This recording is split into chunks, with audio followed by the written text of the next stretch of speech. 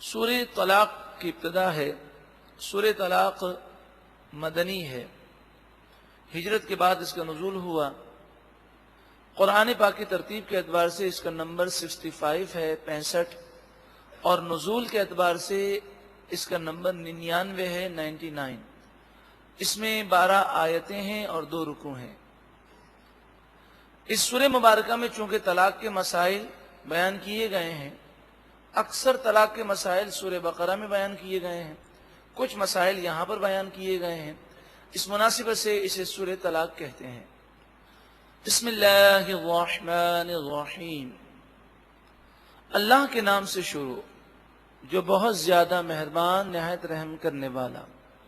یا ایھا النبی، اے نبی صلی اللہ علیہ وسلم، خطاب نبی اکرم صلی اللہ علیہ وآلہ وسلم سے ہے اور مراد امت کو تعلیم ہے، اسی لیے آگے اذا طلقتم، یہ جمع کا صیغہ ہے اور واحد اس کا بنتا ہے طلقتا، تو طلقتا نہیں فرمایا طلقتم، اسی لیے مفسرین نے یہاں اس طرح ترجمہ کیا، یا ایھا النبی اذا طلقتم النساء، اے نبی صلی اللہ علیہ وسلم آپ مسلمانوں سے فرما دیں کہ اے مسلمانوں جب تم اپنی بیویوں کو طلاق دو، فطلقوہن لعدتہن، تو تم انہیں طلاق دو عدت گزارنے کے لیے۔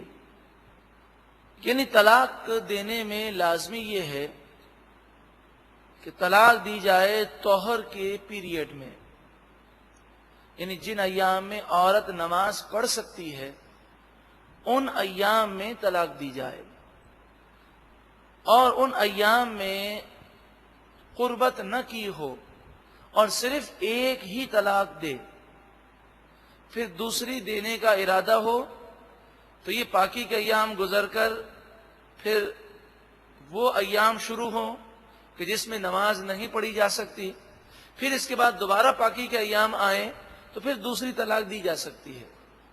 لیکن ایک ساتھ ایک سے زیادہ طلاق دینا یہ حرام اور گناہ ہے، مگر طلاق ہو جاتی ہے۔ ایک ساتھ اگر کوئی 3 طلاق دے گا تو 3 طلاق ہو جائے گی، غصے میں طلاق دے یا غصے میں نہ ہو طلاق دے، کسی کے سامنے طلاق دے یا اکیلے طلاق دے، میسج کے ذریعے دے یا لکھ کر دے، ہر صورت میں طلاق ہو جاتی ہے۔ وَأَحْصُوا الْعِدَّةَ، اور تم عدت کا شمار رکھو، یعنی اگر طلاق رجعی ہے جس میں رجوع ہو سکتا ہے تو عدت تمہیں معلوم ہونی چاہیے، عدت کے دوران رجوع کر سکتے ہو، اور عدت گزر گئی تو اب رجوع نہیں ہو سکے گا، اب 1 یا 2 طلاق دینے کی صورت میں اب نکاح کرنا ہوگا عدت کے بعد، اور نکاح کرنے میں عورت کی مرضی ہے، وہ انکار کر دے تو نکاح نہیں ہو سکتا، لیکن رجوع میں عورت کی مرضی کا دخل نہیں ہے۔ یہ مسائل سیکھنا ہر اس مرد پر فرض ہیں کہ جو شادی شدہ ہے۔ اگر آپ ان مسائل کو سیکھنا چاہتے ہیں، آپ یہ کتاب حاصل کریں، طلاق کے آسان مسائل، طلاق کے آسان مسائل۔ اس میں طلاق رجعی، طلاق بائنہ، یہ طلاق کی 2 قسمیں ہیں، کن کن الفاظ سے طلاق ہوتی ہے، طلاق کے شرعی مسائل کیا ہیں، طلاق دینے میں کون کون سی غلطیاں ہوتی ہیں، سب کا بیان آپ کو اس کتاب میں ملے گا، طلاق کے آسان مسائل۔ وَاتَّقُوا اللَّهَ رَبَّكُمْ، اور تم اللہ سے ڈرو جو تمہارا رب ہے، لَا تُخْرِجُوهُنَّ مِن بُيُوتِهِنَّ، تم ان عورتوں کو طلاق دینے کے بعد فوراً اپنے گھروں سے نہ نکالو، وَلَا يَخْرُجْنَ، اور نہ ہی وہ خود نکل کر جائیں، یعنی عدت شوہر ہی کے گھر میں گزارنی ہے، مگر 3 طلاق دینے کی صورت میں شوہر اور سابقہ بیوی کے درمیان پردہ ہوگا، اور 1 یا 2 طلاق رجعی دی ہے تو اس میں پردہ نہیں ہوگا۔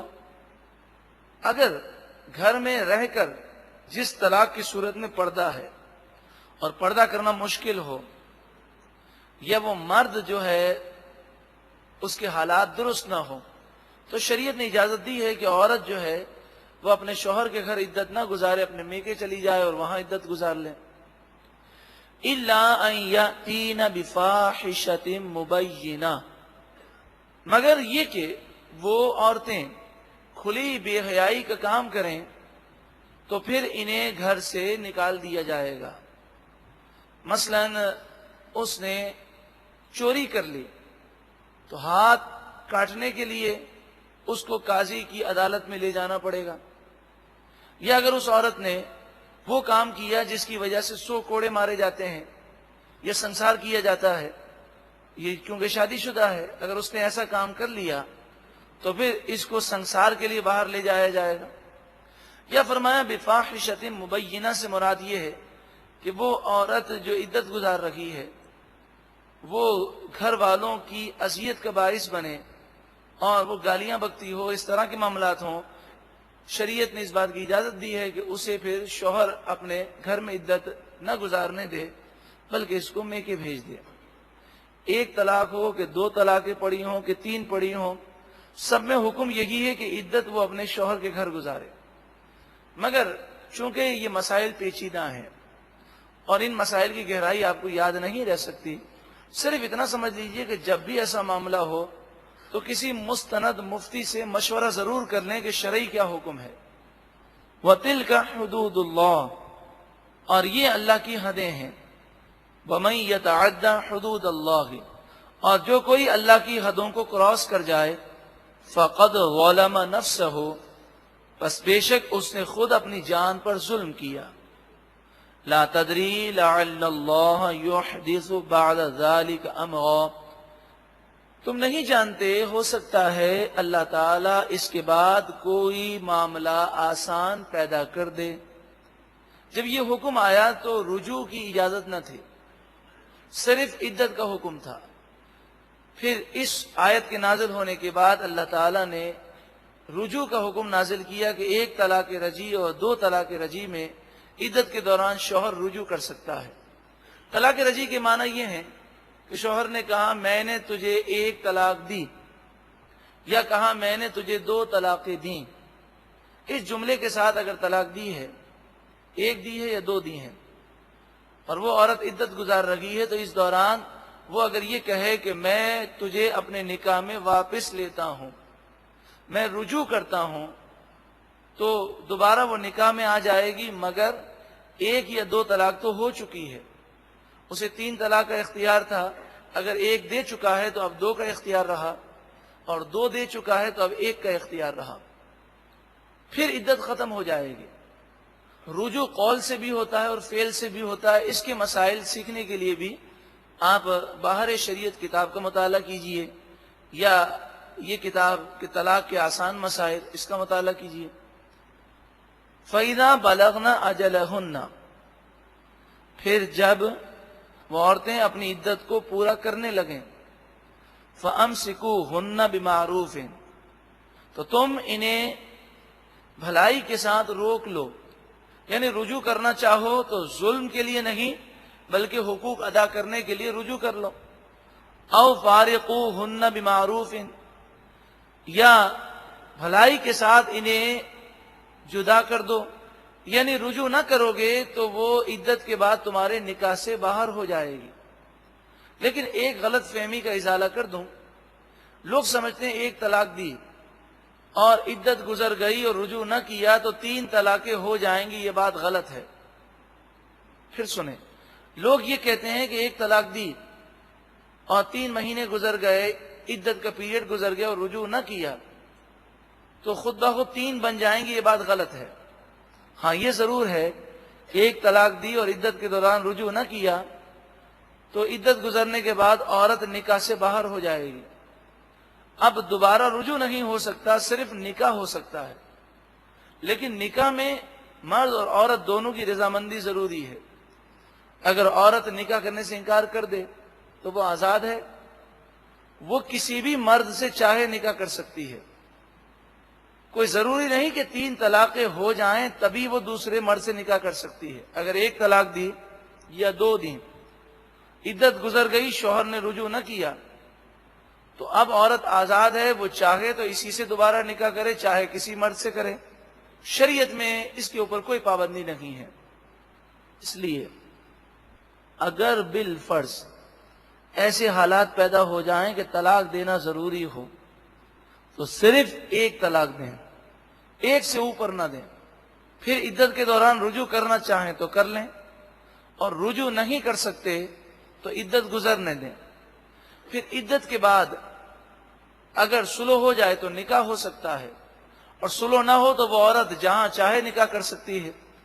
لیکن اگر 3 طلاقیں دے دیں تو پھر رجوع کی یا نکاح کی کوئی صورت باقی نہیں رہے گی جب تک کہ حلالہ شرعی نہ ہو، اور حلالہ شرعی کرانا ایک مشکل امر ہے۔ وَأَشْهِدُوا، اور تم گواہ بناؤ، ذوی عدل منکم، تم میں سے 2 عادل نیک آدمیوں کو گواہ بناؤ۔ رجوع کرتے وقت بھی گواہ بناؤ اور طلاق دیتے ہوئے بھی گواہ بناؤ، لیکن یہ گواہ بنانا احتیاط کے لیے ہے، گواہوں کا ہونا ضروری نہیں۔ طلاق بغیر گواہوں کے بھی پڑ جاتی ہے، اور رجوع بھی بغیر گواہوں کے ہو جاتا ہے۔ وَأَقِيمُوا الشَّهَادَةَ لِلَّهِ، اور اللہ کے لیے شہادت کو، گواہی کو قائم رکھو۔ ذَلِكُمْ يُوعَظُ بِهِ مَنْ كَانَ يُؤْمِنُ بِاللَّهِ وَالْيَوْمِ الْآخِرِ، یہ ساری نصیحتیں اسے کی جاتی ہیں جو اللہ اور آخرت کے دن پر یقین رکھتا ہے، ایمان رکھتا ہے۔ وَمَن يَتَّقِ اللَّهَ، اور جو اللہ سے ڈرے، يَجْعَلْ لَهُ مَخْرَجًا، اللہ تعالی اس کی نجات کا راستہ نکال دے گا، اس کی پریشانیاں دور کر دے گا، اللہ سے جو ڈرے گا۔ نبی اکرم صلی اللہ علیہ وآلہ وسلم ارشاد فرماتے ہیں کہ یہ آیت کریمہ ہر مسلمان کی ہر ضرورت اور حاجت کے لیے کافی ہے۔ یہاں تک فرمایا جو اس آیت کریمہ کو پڑھ کر دعا مانگے اللہ تعالیٰ اس کی دعا کو قبول فرمائے گا۔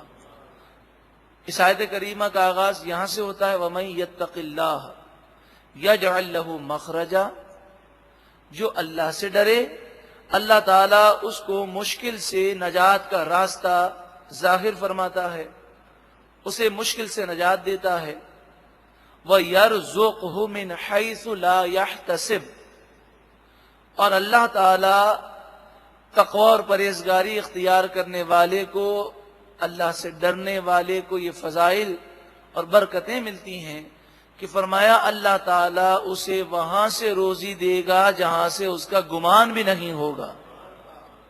وَمَن يَتَوَكَّلْ عَلَى اللَّهِ فَهُوَ حَسْبُهُ، اور جو اللہ پر بھروسہ کرے اللہ اسے کافی ہے۔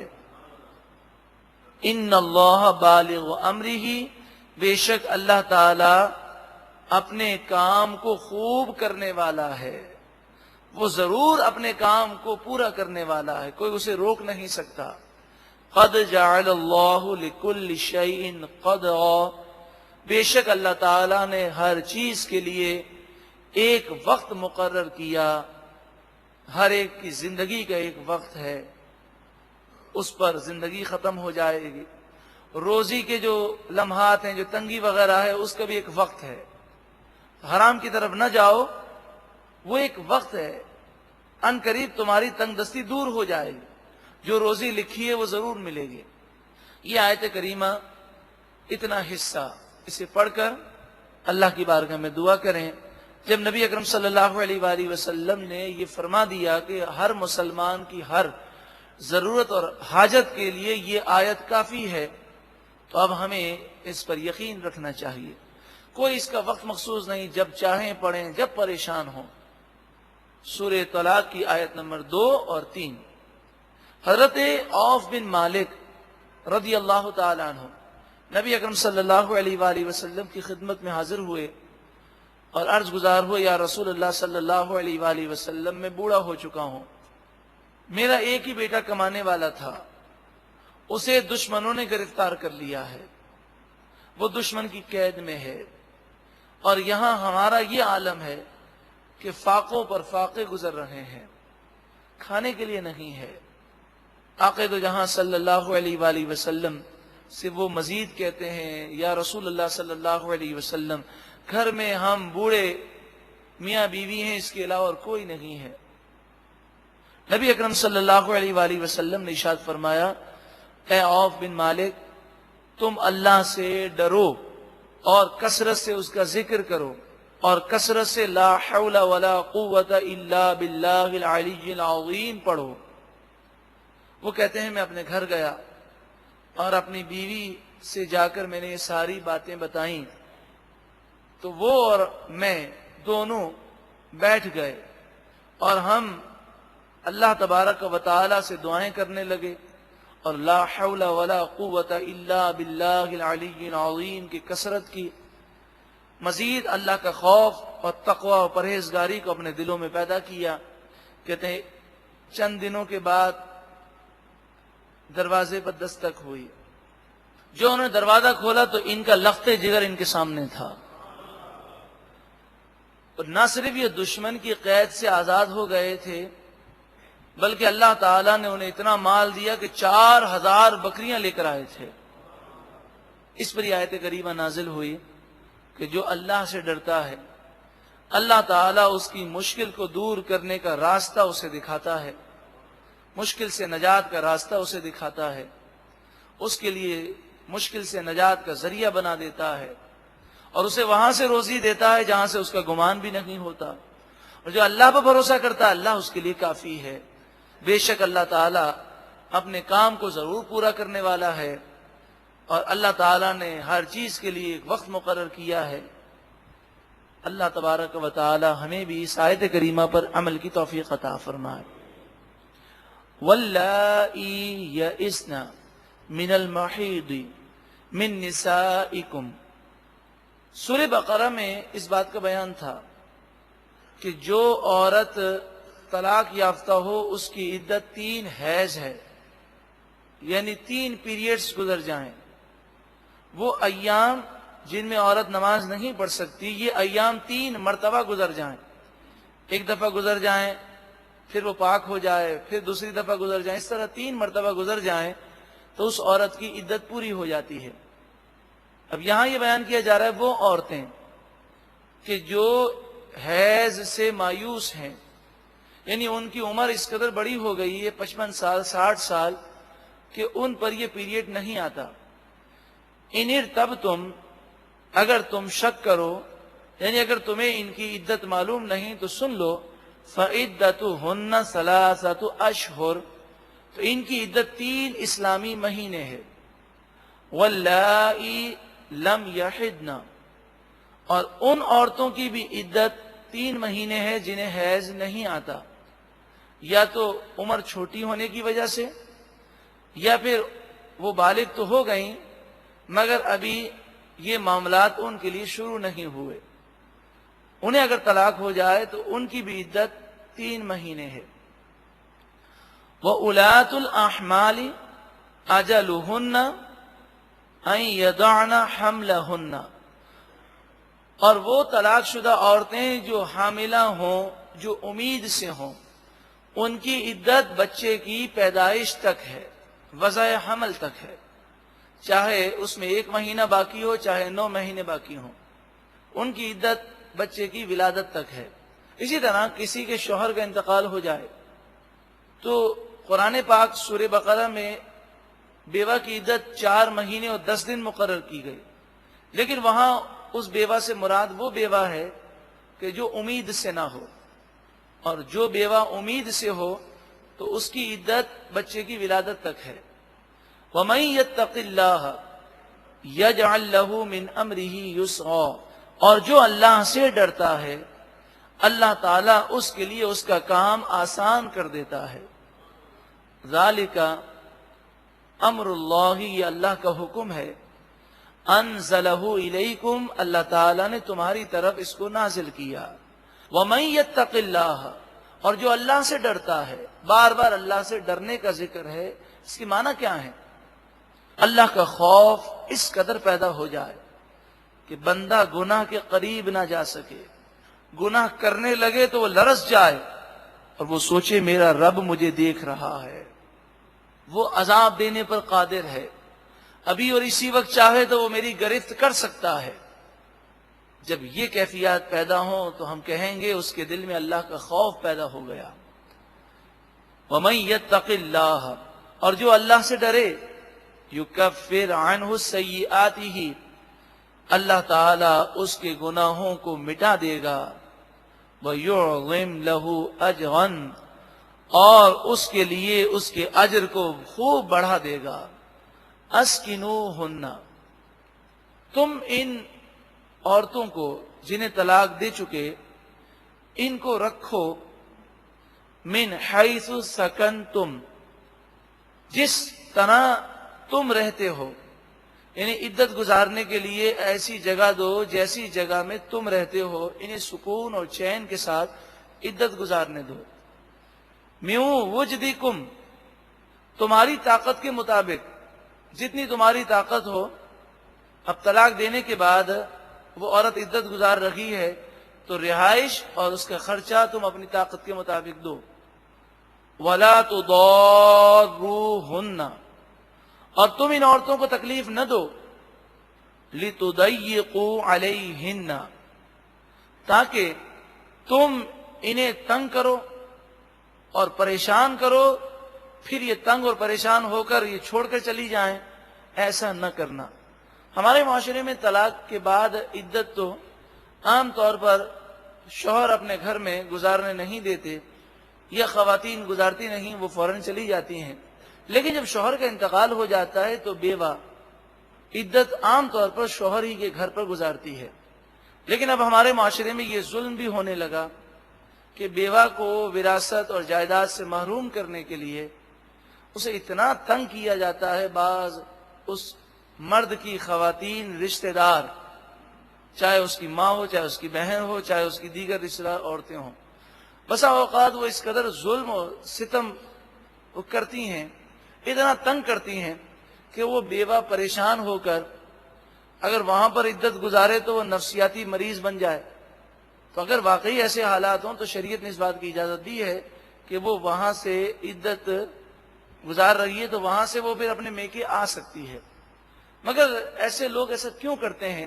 اس لیے کرتے ہیں کہ یہ جب یہاں سے جائے تو ہم جائیداد کی بہت ساری چیزوں کو غائب کر سکیں اور اسے حق سے محروم کر سکیں. حالانکہ شرعی مسئلہ یہ ہے کہ اگر مرنے والے کی اولاد ہے تو بیوہ کو 12.5% حصہ دیا جائے گا، اور اگر مرنے والے کی اولاد نہیں تو بیوہ کو 25% حصہ شرعی طور پر قرآن کی نص کے مطابق دینا لازمی ہے. اگر ایک پائی کی بھی کمی کریں گے در حقیقت تباہی ہے، بربادی ہے. کہ کسی کے حق کو لے لینا اور دبا لینا یہ بربادی ہے، تباہی ہے. سکون چین ایسے لوگوں کو کبھی نصیب نہیں ہوتا. وَإِن كُنَّ أُولَاتِ حَمْلٍ، اور اگر وہ طلاق شدہ عورتیں حاملہ ہوں، امید سے ہوں، فَأَنفِقُوا عَلَيْهِنَّ، تو تم ان طلاق شدہ عورتوں پر خرچ کرو، یعنی انہیں عدت کا خرچہ دو. حَتَّى يَضَعْنَ حَمْلَهُنَّ، یہاں تک کہ وضع حمل ہو جائے، یعنی بچے کی ولادت ہو جائے. تو جب تک بچے کی ولادت نہ ہو جائے اس عورت کی عدت جاری رہے گی اور اس کا خرچہ اور رہائش دینی ہوگی. فَإِنْ أَرْضَعْنَ لَكُمْ، پھر اگر وہ عورتیں تمہاری خاطر تمہارے بچوں کو دودھ پلائیں، عورت کو طلاق دے دی، عدت بھی ختم ہو گئی، تو وہ جب دودھ پلا رہی ہے تو اس کا خرچہ بھی مرد پر لازم ہے. بچے کا خرچہ جب تک بچہ اپنے پاؤں پہ کھڑا نہ ہو جائے یہ خرچہ مرد کو دینا ہوگا، اور جب تک وہ ماں دودھ پلا رہی ہے ان ایام تک ماں کا خرچہ بھی مرد کو دینا ہوگا. لیکن ہمارے معاشرے میں ایسا عمل کرتا کون ہے؟ یقیناً شریعت سے دوری میں نقصان ہے، تباہی ہے. فَآتُوهُنَّ أُجُورَهُنَّ، بس تم انہیں ان کا معاوضہ دو، ان کے اخراجات تم ان کے پورے کرو. وَأْتَمِرُوا بَيْنَكُمْ بِمَعْرُوفٍ، اب سوال یہ ہے کہ میاں بیوی میں تو جدائی ہو گئی، لیکن اس بچے کا باپ اور اس بچے کی ماں تو ہیں یہ. ایک بچے کی تربیت میں ماں باپ کی باہمی مشاورت سے کام ہوتا ہے. تو فرمایا جا رہا ہے کہ اب نہ تو ماں باپ سے محروم کرے نہ باپ اسے ماں سے محروم کرے بچے کو. بچے کا قصور کیا ہے؟ تو باہمی مشاورت سے وہ بچے کی بھلائی اور اس کے اچھے مستقبل کے مطابق وہ عمل کریں. وَأْتَمِرُوا بَيْنَكُمْ بِمَعْرُوفٍ، آپس میں شریعت کے مطابق وہ مشورہ کریں. وَإِن تَعَاسَرْتُمْ، اور اگر تمہیں مشکل ہو، یعنی مثلا وہ ماں اپنے بچے کو دودھ پلانے سے انکار کر دے تو اب باپ کیا کرے؟ فَسَتُرْضِعُ لَهُ أُخْرَى، پس ان قریب اس کے لیے دوسری دودھ پلانے والی مل جائے گی. اللہ تبارک و تعالی آسانی فرمائے گا تو کسی اور عورت سے وہ اپنے بچے کو دودھ پلوا لے.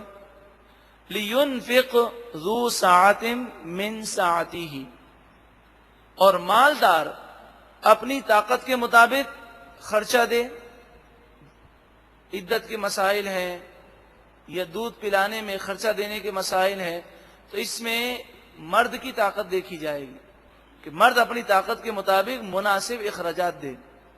وَمَنْ قُدِرَ عَلَيْهِ رِزْقُهُ، اور جس پر اس کی روزی تنگ کی گئی، جو تنگ دست ہے، فَلْيُنْفِقْ مِمَّا آتَاهُ اللَّهُ، تو اسے جو اللہ نے دیا وہ اپنی طاقت کے مطابق خرچہ کرے. تو عدت کے دوران عورت کی حالت نہیں دیکھی جاتی بلکہ یہ دیکھا جاتا ہے مرد کی طاقت کیا ہے. تو مرد اپنی طاقت کے مطابق جو ضروری اخراجات ہیں وہ ادا کرے گا عدت کے دوران بھی اور عدت کے بعد بچے کی پرورش کے دوران بھی. لا یکلف اللہ نفسا الا ما آتاہا، اللہ تعالیٰ کسی جان پر اس کی طاقت سے زیادہ بوجھ نہیں ڈالتا، اتنا ہی ڈالتا ہے جتنی طاقت اللہ نے اسے عطا فرمائی. سَيَجْعَلُ اللَّهُ بَعْدَ عُسْرٍ يُسْرًا، ان قریب اللہ تعالی مشکل کے بعد آسانی پیدا فرما دے گا. اگر بیوہ عورت یا طلاق شدہ عورت اللہ پر بھروسہ رکھے اور وہ تقوی پرہیزگاری اختیار کرے تو اللہ تعالیٰ اس کے لیے بھی آسانی فرمائے گا، اور وہ مرد بھی اگر اللہ پر بھروسہ رکھے اور تقوی اختیار کرے تو اس کے لیے بھی آسانی ہوگی. وَكَأَيٍّ مِّن قَرْيَةٍ، بہت سی بستیاں ایسی گزری ہیں، عَتَتْ عَنْ أَمْرِ رَبِّهَا، جنہوں نے اپنے رب کے حکم سے سرکشی کی. وَرُسُلِهِ، اور ان بستیوں نے اپنے رسولوں کی نافرمانی کی. فَحَاسَبْنَاهَا حِسَابًا شَدِيدًا، پس ہم نے ان کا حساب شدید لیا. وَعَذَّبْنَاهَا عَذَابًا نُكْرًا، اور ہم نے انہیں سخت ترین عذاب دیا. فَذَاقَتْ وَبَالَ أَمْرِهَا، پس ان لوگوں نے اپنی برائیوں کا وبال چکھا، اس بستی نے اپنے گناہوں کا وبال چکھا. وَكَانَ عَاقِبَةُ أَمْرِهَا خُسْرًا، اور ان بستی والوں کے برے اعمال کا انجام بہت برا تھا، بہت نقصان میں تھا. یعنی برے لوگوں کا انجام برا ہے. پیچھے طلاق کے مسائل، عدت کے مسائل ہیں، اور پھر یہاں پر عذاب کا ذکر ہے. اس میں مناسبت یہ ہے کہ اگر تقوی اور پرہیزگاری اختیار نہیں کرو گے تو آج جھوٹ بول کر کسی مظلوم عورت پر جھوٹے الزامات لگا کر اسے طلاق دے دی گئی، پھر جھوٹے الزامات لگا کر اسے بدنام کرنے کی کوشش کی گئی. یا اگر عورت کی طرف سے قصور ہو کہ وہ مرد پر جھوٹے الزام لگائے، جو بھی ایسا کام کرے گا، جھوٹ بولے، جھوٹے الزام لگائے یا ظلم کرے یا کسی کے حق کو ادا نہ کرے، وہ اس بات کو خیال رکھے کہ وہ اللہ کے غضب سے اور عذاب سے بچ نہیں سکے گا. اعد اللہ لہم عذابا شدیدا، اللہ نے ایسے لوگوں کے لیے شدید عذاب تیار کیا ہے. فاتقوا اللہ، پس تم اللہ سے ڈرو. یا اولی الالباب، اے عقل مندوں. عقل مند کون لوگ ہیں؟ الذین آمنوا، جو ایمان لائے. قد انزل اللہ الیکم ذکرا، بے شک اللہ نے تمہاری طرف نصیحت کو نازل کیا. رسولا یتلو علیکم آیات اللہ مبینات، یہ رسول صلی اللہ علیہ وسلم تم پر اللہ کی روشن آیتوں کو پڑھ کر سناتے ہیں. لِيُخْرِجَ الَّذِينَ آمَنُوا وَعَمِلُوا الصَّالِحَاتِ مِنَ الظُّلُمَاتِ إِلَى النُّورِ، تاکہ یہ رسول ان لوگوں کو جو ایمان لائے اور انہوں نے اچھے عمل کیے، یہ رسول ان مومنین کو اندھیروں سے نکال کر نور کی طرف لے جائیں. اس لیے قرآن کی آیتیں پڑھتے ہیں کہ قرآن کے ذریعے مومنین اندھیروں سے نکل کر نور کی طرف آ جاتے ہیں. وَمَن يُؤْمِن بِاللَّهِ، اور جو کوئی اللہ پر ایمان رکھے، وَيَعْمَلْ صَالِحًا، اور اچھے عمل کرے، يُدْخِلْهُ جَنَّاتٍ تَجْرِي مِن تَحْتِهَا الْأَنْهَارُ، اللہ تعالیٰ اسے جنتوں میں داخل فرمائے گا، باغات میں داخل فرمائے گا جن کے نیچے نہریں رواں دواں ہوں گی.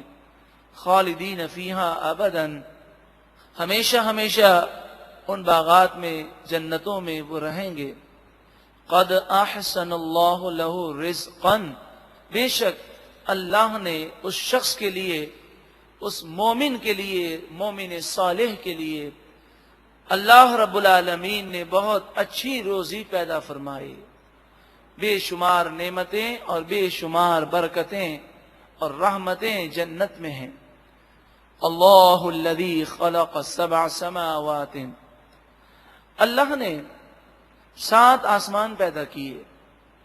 وَمِنَ الْأَرْضِ مِثْلَهُنَّ، اور زمین انہی آسمانوں کے مثل، یعنی 7 آسمان اور زمینیں بھی 7 ہیں.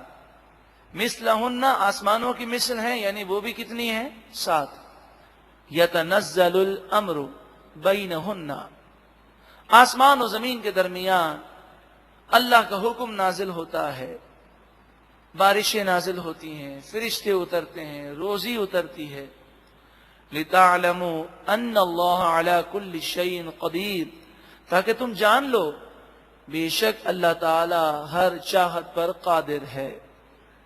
وَأَنَّ اللَّهَ قَدْ أَحَاطَ بِكُلِّ شَيْءٍ عِلْمًا، اور بے شک اللہ تعالی ہر چیز کو جاننے والا ہے، اس کا علم ہر چیز کو گھیرے ہوئے ہے. ایک مرتبہ محبت کے ساتھ درود و سلام پڑھیں.